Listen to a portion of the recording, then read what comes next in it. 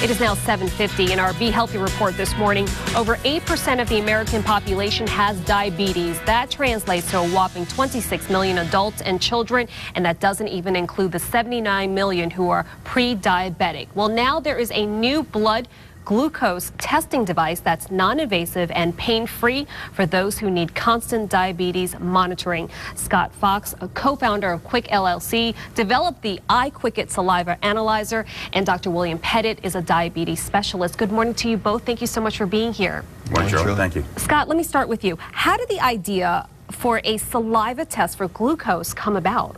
Well, I can't take credit for any of it. My two founding partners, Dr. Dave Mucci and Ron Clark, are actually the inventors of this. And these guys are practicing emergency room physicians who've worked with each other for a number of time, both focused on a number of diseases, and through a lot of iterations between them came up with this idea. And quite simply, tell us how it works. There's a proven close correlation between saliva and blood, so we're actually testing the glucose in saliva.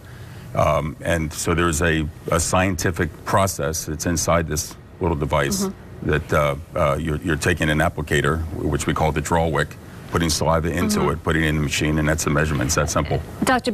Petit, you are a diabetes specialist. This is such a topic that's near and dear to my heart because, like so many people in America, I have family members who have diabetes. Tell me how this device is a game changer here. It's a game changer, Shirley, because it is non-invasive. The current technique, in fact, for 40 years has been to prick your finger and apply a drop of blood to a strip through an enzymatic reaction to get a blood glucose number. This allows you to not prick your finger, to just use saliva, so it's easier, more convenient, doesn't hurt.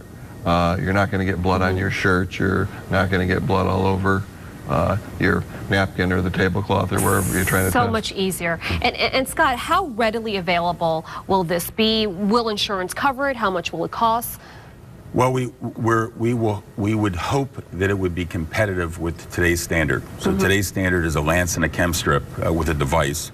We have a device and a draw wick, and we're still quite a ways away, where we still have to complete our clinical testing and then go through the whole FDA approval process. So it's hard to tell when that'll be. I would say probably, though, in the best case, we're probably 2 years away. Okay, so more to come for sure. Dr. Petit, November is National Diabetes Month. Tell us more about this new national campaign that you're involved in.